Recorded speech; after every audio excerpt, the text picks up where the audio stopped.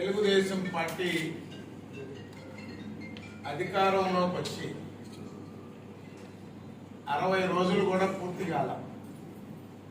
కూటమి ఎన్డీఏ కూటమి తెలుగుదేశం, జనసేన, భారతీయ జనతా పార్టీ ప్రభుత్వం అధికారంలోకి వచ్చాక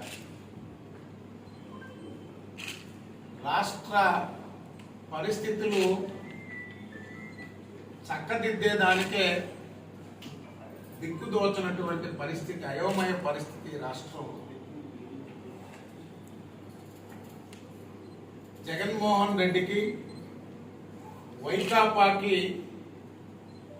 రాద్ధాంతం చేయడం తప్ప ఓ సిద్ధాంతం లేని పార్టీ, ఓ పద్ధతి పాడు లేని పార్టీ నాయకుడు వైకాపా నాయకుడు, ముఖ్యమంత్రి, మాజీ ముఖ్యమంత్రి జగన్మోహన్ రెడ్డి. వైఎస్ఆర్ కాంగ్రెస్ పార్టీ నేతలు, ముఖ్యమంత్రి నుంచి మంత్రులు, నాయకులు దోచేసిన లక్షల కోట్ల దోపిడీని ఏ ఆర్థిక నిపుణుడు లెక్కలు తేల్చలేనటువంటి పరిస్థితి రాష్ట్రంలో. ముఖ్యమంత్రి జగన్మోహన్ రెడ్డి గారు పాపం ఆయన అధికారంలోకి రాగానే 2019లో ముఖ్యమంత్రిగా దేవుడు రాసిన స్క్రిప్ట్ అని చెప్పాడు. ఆయన అధికారంలోకి వస్తే ముఖ్యమంత్రిగా జగన్మోహన్ రెడ్డి గారు చెప్పిన మాటలు దేవుడు రాసిన స్క్రిప్ట్, ఇది ప్రజల విజయం అని మాట్లాడిన ముఖ్యమంత్రి ఈరోజు ఎందుకు తను చేసిన పాపాలకు, తన ప్రభుత్వ అక్రమాలు, అరాచకాలు, దౌర్జన్యాలు, దోపిడీకి దేవుడు వేసిన శిక్ష అని ఎందుకు ఒప్పుకోలేకున్నాడు? ఒక దైవాంశ సంభూతుడిలాగా వ్యవహరించినటువంటి జగన్మోహన్ రెడ్డి గారికి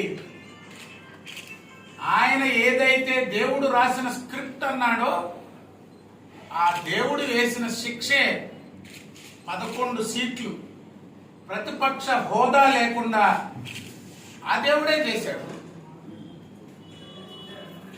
ఈరోజు నెల రోజులకి ప్రభుత్వాన్ని రద్దు చేయాలని కోరిన గనుడు జగన్మోహన్ రెడ్డి గారు. 57% ఓట్లు, 93% సీట్లు వచ్చిన భారతదేశంలోనే ఏ ఎన్నికల్లో, ఏ రాష్ట్రంలో, ఒక్కసారి తమిళనాడులో ఏదో వచ్చినట్టుంది, 93% సీట్లు వచ్చిన ప్రభుత్వాన్ని నెల రోజుల్లో రద్దు చేయాలంట. అసలు ముఖ్యమంత్రి గారు ఇంకా లెక్కలు చూసుకునేదానికే చంద్రబాబు నాయుడు గారి, ఆయన సుదీర్ఘ కాలం ముఖ్యమంత్రిగా ఉమ్మడి రాష్ట్రానికి, విభజిత ఆంధ్రప్రదేశ్కి 5 సంవత్సరాలు ముఖ్యమంత్రి ఉన్నా ఒక కొత్త నాయకుడిగా ప్రభుత్వంలోకి మొదటిసారి వచ్చినట్టుగా ఉంది మా పరిస్థితి. 50 రోజులు దాటిపోయినా ఎక్కడ ఏం జరిగిందో, ఏ శాఖలో ఏమి లోన్లు తెచ్చారో, ఏ శాఖలో ఏం కుదవ పెట్టారో, ఏ శాఖ ఆస్తులు ఎవరికి రాసిచ్చారో అర్థం కానిటువంటి పరిస్థితులు. వీళ్ళు మా ప్రభుత్వాన్ని రద్దు చేయాలని చెప్పి కోరుతున్నారు.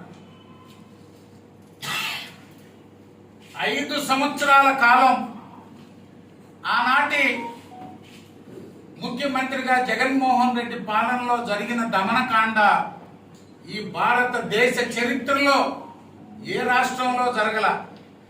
రాష్ట్రంలో రాక్షస పాలన సాగుతుందంట. ప్రజల మాన ప్రాణాలకు రక్షణ లేదంట. రాజ్యాంగ వ్యవస్థను కోల్పోయామంట. పోలీసులు సహా యంత్రాంగాలన్నీ నిర్వీర్యం చేశారంట. అసలు ఆశ్చర్యంగా ఉంది. జగన్మోహన్ రెడ్డి గారు మాట్లాడుతుంటే ఢిల్లీలో అసెంబ్లీ ముందు నిలబడి మొన్నెవరో ఒక ఆఫీసర్ని పేరు పెట్టి పిలుస్తూ, గుర్తుంచుకో 3 సింహాలు ఉండేది, ఉండేది మీరు నాయకులకు సెల్యూట్ కొట్టేదానికి కాదండి. అసలు జగన్మోహన్ రెడ్డి మానసిక స్థితి దాన్ని బట్టి అర్థమవుతుంది ఆయన ఏ విధంగా మాట్లాడుతున్నాడో ప్రవర్తిస్తున్నాడని.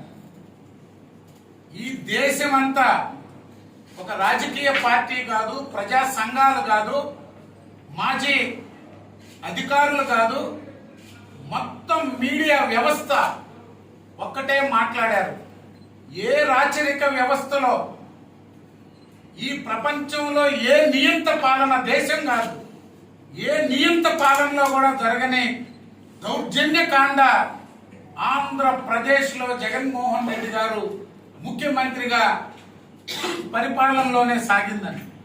అట్టాటి మాజీ ముఖ్యమంత్రి వైఎస్ఆర్ కాంగ్రెస్ పార్టీ ఈరోజు తెలుగుదేశం పార్టీ పాలన గురించి, పోలీసు కేసుల గురించి, వేధింపుల గురించి, అరెస్టుల గురించి, హత్యలు జరిగిపోయినాయంట. 36 హత్యలు. ఎన్నికలకు ముందు 2019 ముందు కూడా ఇదే చెప్పారు. వివేకానంద రెడ్డి హత్య చంద్రబాబు నాయుడు గారు చేయించారు. డిఎస్పీల ప్రమోషన్లు మొత్తం ఒక కులానికే. పింక్ డైమండ్ ఎన్ని చెప్పాలో అన్ని చెప్పారు. ఇప్పుడు కొత్త డ్రామా మొదలు పెట్టారు.